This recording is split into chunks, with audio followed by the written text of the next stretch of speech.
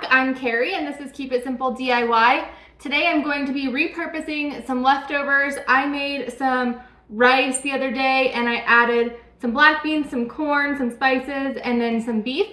And I just threw that all in my Instapot, nothing crazy. Added some green salsa and then just turned it on the rice setting. So I have a bunch of that left. I'm kind of tired of eating it just straight that way. So I'm going to make some enchiladas out of it. I am going to also add a little bit of chicken to it just because the rice like really puffed up even though I put half the rice I was planning to put in it, and I'll just add the chicken so we have like a little bit extra meat. I do need to make the sauce, so let's make the sauce first and then we can roll out the enchiladas.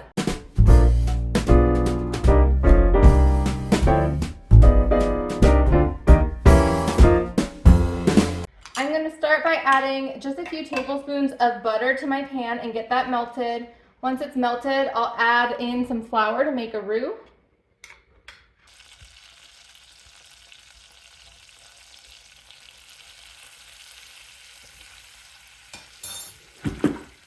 And now I'm just going to mix that flour around with the butter until the flour is cooked. We want to cook out that raw flour taste completely before adding the next ingredients. Okay, now that we've cooked out the raw flour taste, I'm going to add just the broth from this can of chicken, and this is the chicken that I will add to our meat mixture over on the other counter.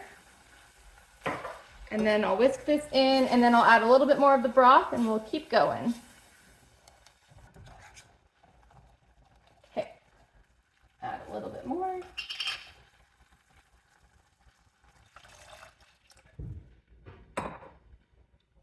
And then my broth that I can is not pre-salted, so I am going to add some salt and pepper.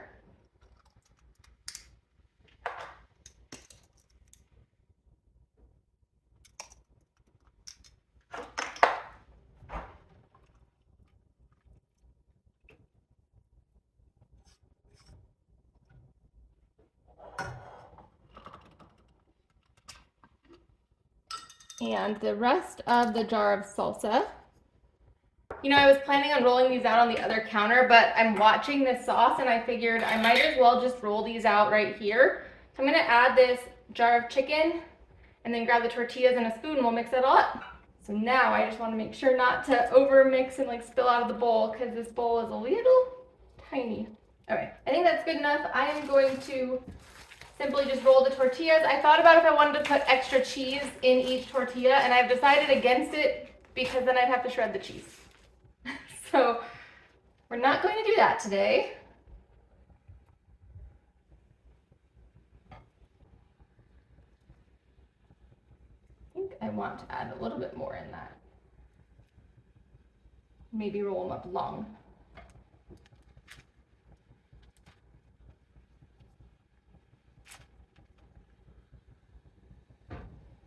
I just cubed up this cheese. That's a little faster for me than it is to shred it.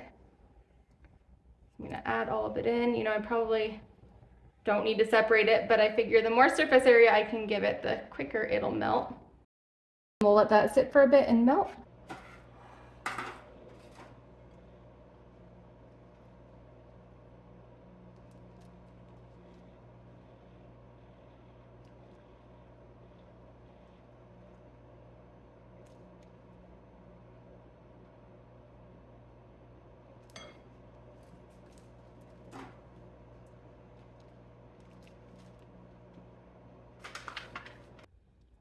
Okay, I've got all of the enchilada burritos or whatever we're calling them ready to go. And then I realized I forgot to add one of the main ingredients to this sauce, so I'm going to add it now.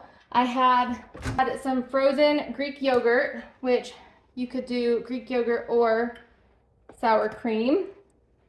And I wanted to use these up, which was a big part of why I was going to make this, is that I wanted to use up some of these things in my freezer that have been in there for a while. So the texture will be a little bit different on this Greek yogurt just because it's been in the freezer, but it'll still make this taste delicious.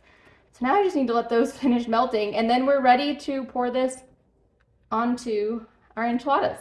All right, I think we are ready to pour the sauce over. I just want to give this sauce a little bit of a taste test before I add it on, because if it needs anything, now is the perfect time to add it.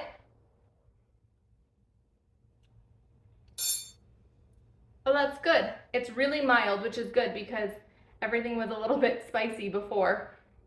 I'm gonna turn off the heat and then now we just need to pour it over.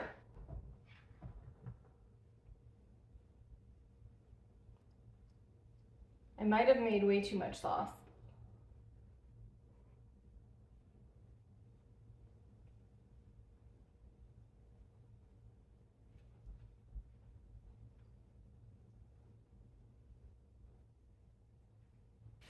I'm looking at these and debating if I should add cheese to the top, and I probably should, but I'm still thinking, do I want to shred the cheese?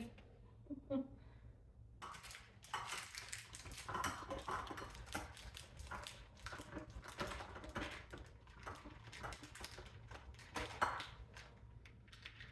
this is funny. I have some blue ink on my hand because I label everything in a wet erase marker, and I had that on my containers that have the Greek yogurt, and my hand just touched the side of the cheese. So now I'm like, I gotta remember when I look at this cheese next time that the blue was marker and not mold.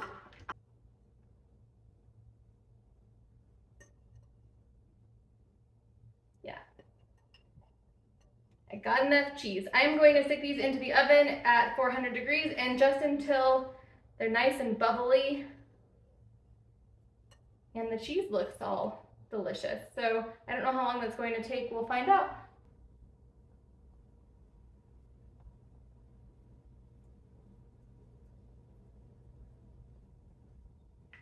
Okay.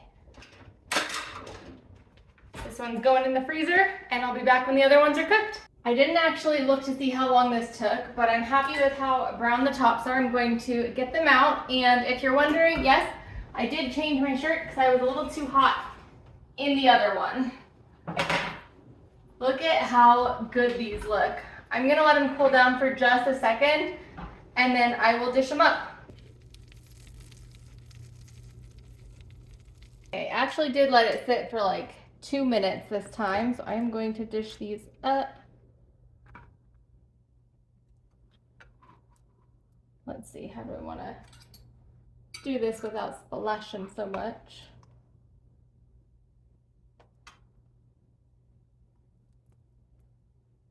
I think I'm gonna go for this one because it looks crispy, and the crispy is best when it's right out of the oven.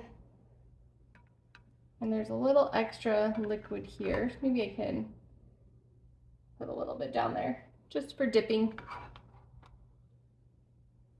Maybe I'll put it on top. All right, let's give this thing a try. I'm just going to take a bite right from the center.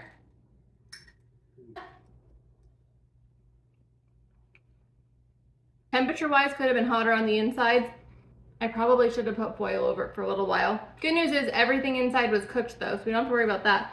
It's actually really good. There's a nice mild chili flavor, which is so much nicer than how I had it before because it was so spicy. I was having just that filling and then I'd put some of the salsa on top of it and it was so spicy. So this is so much better. So what a great way to use up leftovers and put food in the freezer. If you enjoyed this video, please give it a thumbs up. If you're new here and haven't yet, please subscribe. I'd love to see you here and I'll see you next time. Bye-bye.